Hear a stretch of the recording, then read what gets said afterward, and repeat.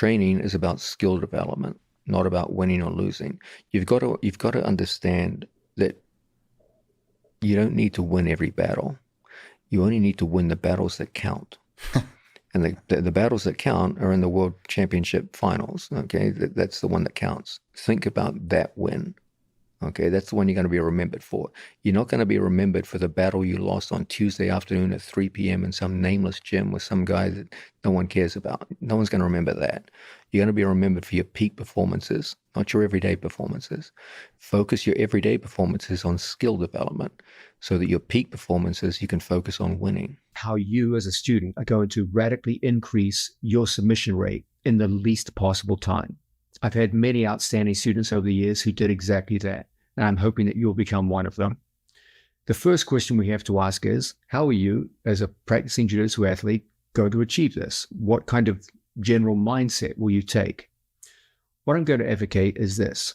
There are 4 key factors in your development and the increase of your submission rate in the least possible time. The first one is going to be choice. Which submission holds will you choose? Let's be clear about something. Not all the submission holds in jiu-jitsu are created equal. There are radical differences in the success rate of the various submission holds. You go from very high percentage submission holds to very low percentage submission holds. And that's a simple brute truth that the number of submission holds which reliably submit opponents at the highest levels of jiu-jitsu are relatively small. Bear in mind that I only teach around 6 major family submissions, around 6 major submission holds in the entire sport of jiu-jitsu. I do, of course, teach others, but 90% of what I teach in daily training is based around 6 major forms of submission hold. Of course, there's a not very large number of variations within those 6, but it's really a relatively small number that I teach. You can learn an enormous number of submission holds, or you could focus on a relatively small number and become extremely adept at that small number. I will always advocate being an expert in a small number over being mediocre at a large number. Choosing the right submission holds is a big part of how successful you're going to be with submissions. Choose the most high percentage ones. When you focus on the most high percentage, you're increasing the chance that you will be able to submit a wide array of opponents at all skill levels, all body types, etc., etc. So your first big thing is choice. Make sure you go with high percentage submissions. And of course, soon we'll be revealing exactly which are the most high percentage submission holds in the sport. The second big thing is the idea of immersion. You want to immerse yourself in the study of a few skills. Just as with the learning of language, if you just sit around and read a foreign language book for a few minutes a day, it's going to take you years and years before you become adept in that foreign language. But if you get thrown into a foreign country and you have to do literally every single task, every single day for every waking minute of every day in a foreign language, you will learn pretty damn quickly. Immersing yourself in a skill is the fastest way to learn. It's important, therefore, that once you've made your choice, you must immerse yourself in that skill. You must, as it were, take on an apprenticeship with that skill where you study it night and day to the best of your ability. You look at great athletes who use it particularly well. You look at the history of the move. You look at how it relates to your body type, your personality, and you immerse yourself in that skill the same way you would with, say, language learning, for example, or any other skill. The deeper you go into it, the faster you learn. So first, you got to make the right choice. Second, you got to immerse yourself in that skill. Third, related to immersion, is the idea of focus. There are a million skills in jiu-jitsu. And just as all the submission holds are ranked in terms of order of importance, so too are the skills themselves. Not all of the skills of jiu-jitsu are as important as others. By focusing on a relatively small set of moves at the expense of less important moves, your progress rates go up through the roof. Jiu-jitsu is full of distractions, much like life itself. And if you get wound up in all the distractions, your progress starts to diminish very, very rapidly. Stay focused on the most important skills, even if it means excluding a whole bunch of much less important skills. Learning to exclude the unimportant in favor of the important is a massive part of your ability to sustain useful progress over time that'll make you more effective on the mat. So again, it comes down to make the right choices with your submissions. Don't go for low percentage moves that only work once or twice a year. Focus on the ones that work every single day in training, which work against every kind of opponent, the most high percentage ones. Get used to the idea of immersing yourself in the skills. Learn every aspect about them, how to combine them with others, every possible aspect of the skill. Focus on them. Don't get distracted. Don't focus on one thing one day and then another thing another day. Just focus on the most important elements once you've made that choice, even if it means excluding a whole bunch of other skills, which frankly aren't nearly as important. The fourth key element in increasing your submission rate in the least possible time is a mental element. This is the idea of identifying opportunity and pulling the trigger once opportunity is identified. It's a common thing that people will learn a lot of skills, but if you can't identify opportunity in the heat of sparring or competition, it's of no use to you. And of course, you have to be able to pull the trigger once you've identified opportunity.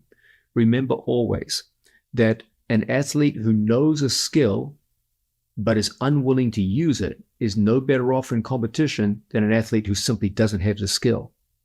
Your skills are only as useful as the confidence you exhibit in pulling the trigger when the opportunity arises. So you've got to be able to see opportunity and then pull the trigger. If you can work with these four elements, the idea of choice, making a wise choice as to which submissions you should pursue and study, going after the most high percentage ones, of the idea of focus, of looking at the various options you have and excluding unimportant options and focusing only on the most important, on the idea of immersion, of studying every aspect of these few choices that you've made, and working on the idea of identifying opportunity and pulling the trigger once it's identified. If you can excel in those four elements, you can be extremely successful, increasing your submission rate in a relatively short period of time. This video will be about how you're going to maximize your use of these four elements in the study of submission holds. All human beings are naturally risk averse. This is a bias which is deeply seated in all of us. I'm sure you're well read on people like Tversky and etc. who talk about this all the time. For your viewers, there are numerous psychological experiments that have shown that most people, to the point of irrationality, fear loss more than they are excited at the prospect of an equivalent gain. So, for example, if you have $100 in your wallet, you're more worried about the idea of losing the $100 that you have now than you would be excited by the prospect of gaining $100 that I could potentially offer you. This comes out whenever you get black belt versus black belt confrontations or any kind of similar skill level. Whenever you get similar skill levels, the chances of defeat get very, very high. Interestingly, if you're a white belt and you're going against a black belt, you'll take risks. Why? Because there's no shame in losing to a black belt when you're a white belt. So you'll play more lightheartedly and you'll have a more fun role. But when you have very similar skill levels, you're going to come back to what? The techniques that are most likely to get you a win. That number of techniques is usually pretty small.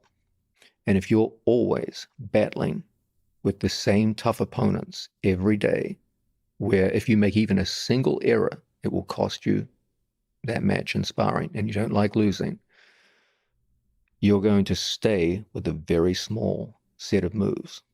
You might get slightly better at their execution over time, but you as an individual will not grow. Growth, as it does in organic life forms, comes from small beginnings and builds over time. You can't take an untested, untried move and get it on a world champion black belt. It's going to get crushed. So it's not ready for that. It's like a lion cub being thrown out into the Serengeti plains. A lion cub is just too small and too ineffective. It's a lion, but it's a cub. And it's not until it grows into maturity that it can be a lion that can dominate the Serengeti plains. Um, that's why I always encourage my students to play with a variety of belt types, and spend the majority of their time with lesser belts for development purposes. When you're getting closer to a competition, you obviously want to change that. You want to be getting more a competitive sense of hard work. But you must learn to divide up your training cycles into non-competition cycles where you're presumably working with people who are slightly lower in level than yourself, and in some cases quite a bit lower than yourself. And then competition cycles where you're working with people much closer to your own skill level. In your opinion, what's the most effective way to improve? Paying more attention to other people's sparring, maybe a specific way of drilling, training? That's a great question. It's also a huge question. There's a lot said about this. I'll try and break this down. Okay, first, our ideal in jiu-jitsu is progressive training, okay? If you're getting to a situation where long periods of time are going by and you're questioning whether you're really getting any kind of better, you're getting better at all as time goes by, that's just never a good thing. There should be a sense in which when a year passes by, you should be noticeably better than you were at the start of that year. That should never be in doubt. The question is, okay, how are you going to do this? And how are you going to maximize the rate of progression? It's one thing to make progress, but are you making the most possible progress? That, I think, is the real question you're asking here. I believe the first step is to have a clear understanding of where you stand now. If you don't have a clear idea of what your current level is, what you're currently good at, and what you're currently poor at, and what you need to get to the next level that you desire, it's hard to make any kind of progress. So your first step is always self-assessment. Can you give yourself an accurate self-assessment? And what is that self-assessment going to be based on? Well, it should be based upon how you perform relative to the peers that you have around you. Who are the people you train with? How are you performing with them? What are your most successful elements? What part of the game are you performing well upon them? What parts of the game are you performing poorly? So always begin with the most accurate self-assessment you can give.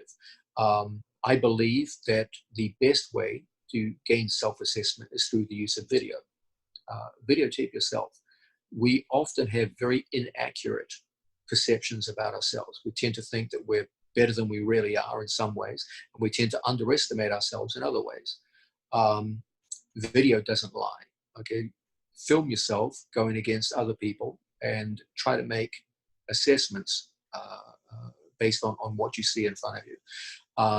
Listen to the opinions of some people who you trust, but also bear in mind that other people's opinions of you are often inaccurate too.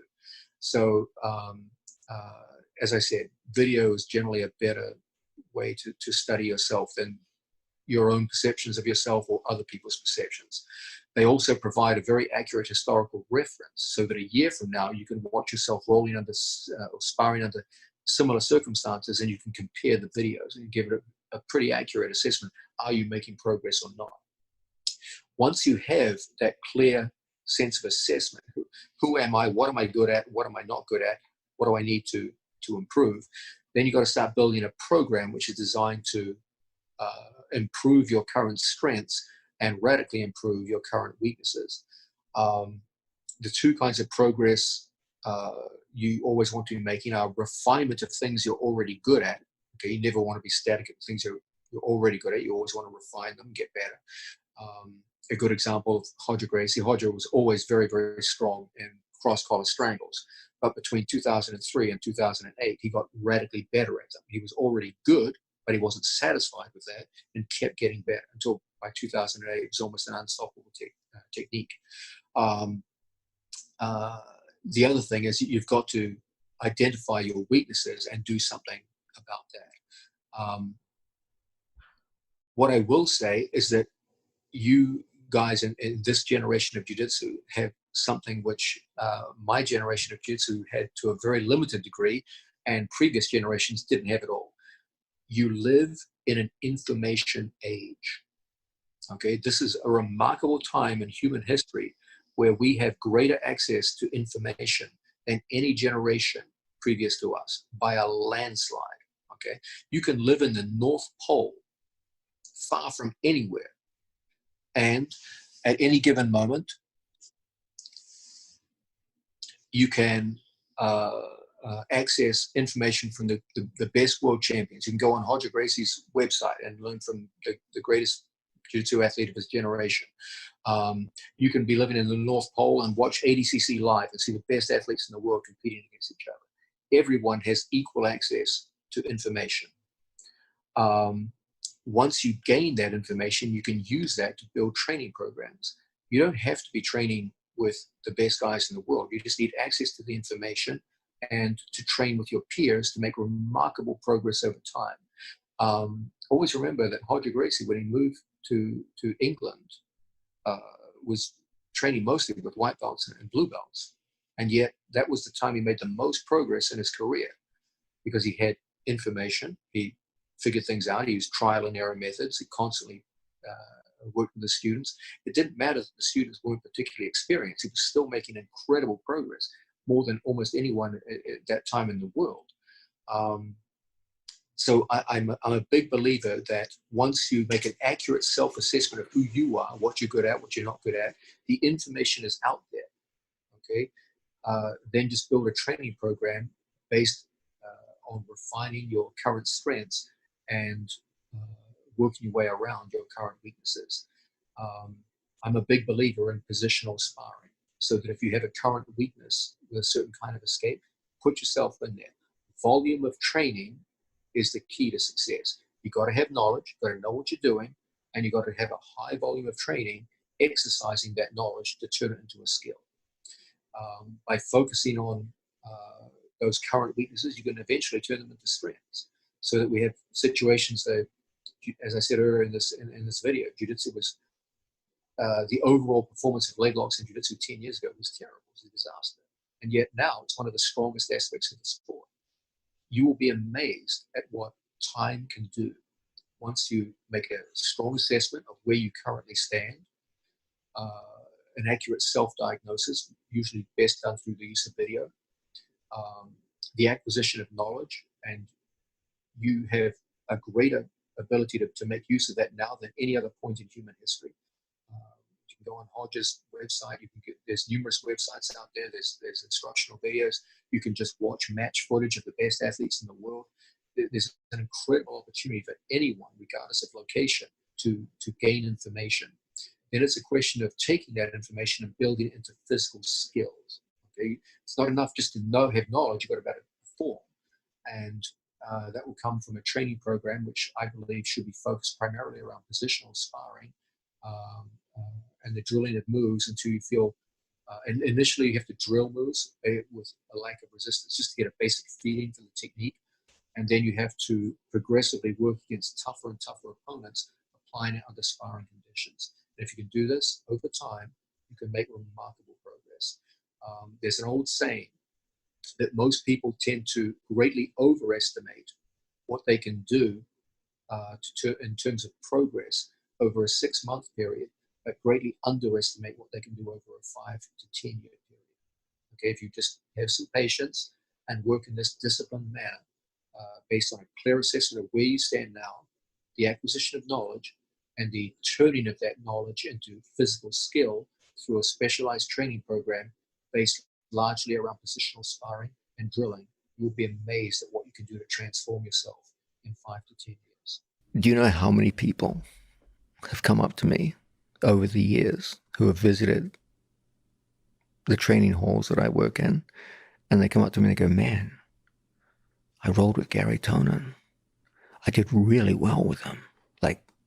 Like really well. Really well. I'm like, oh, that's very, very good, very impressive. And then I see them talking to their friends. I'm like, man, I tapped out Gary Tonin. Yeah. And I'm just sitting there going, yeah. And you can see that they're just like, whoa, dude, I'm way better than I thought I was. Gary Tonin, all of my students, I push them in the direction of giving up bad positions so that they practice getting out of critical situations. It's a huge part of our training program. But Gary Tonin takes that to a level that just no one else even gets close. It's just amazing. Like, he will put himself in impossible situations where it's a fully locked strangle, 100% on, with both his arms behind his back. And he'll try to work out from there. Yeah. And 7 times out of 10, he does. But 3 times out of 10, he gets caught. I'm a huge advocate of handicap training, where you handicap yourself to work on skills. He's took that to heart to a level that few people, I believe, can match. I just wonder what his psychology is like, because it goes back to what we talked about before, Lex. You have to understand it's skill development. Don't take it personally. I understand. I hear where you're coming from. We've all got what you call the ape reflex, where we want to be dominant. Okay, yeah. We all do. Because there's thousands of white belts out there that have tapped Gary Tonin. Yes. And they're walking around and they're posting saying, online. Dude, I tapped Gary Tonin. Like, Gary Tonin's like one of the best in the world, so I'm one of the best in the world. And does Gary get upset about this? No, of course not, because Gary knows that when it counts on stage, he's going to be going 100% with a set of skills that very few people can match. He can go into an EBI overtime at the 205-pound weight division against an 80cc champion, starting in a full arm lock position, and effortlessly get out with no problems in seconds, because he's been in that situation 25,000 times with varying degrees of skilled opponents. And there's just no panic, no fear. He's just doing what he's done so many thousands of times. And that's a fine example of a guy who didn't give a damn what happened in the training room. But when it counted on the stage in front of the cameras, it kicked in.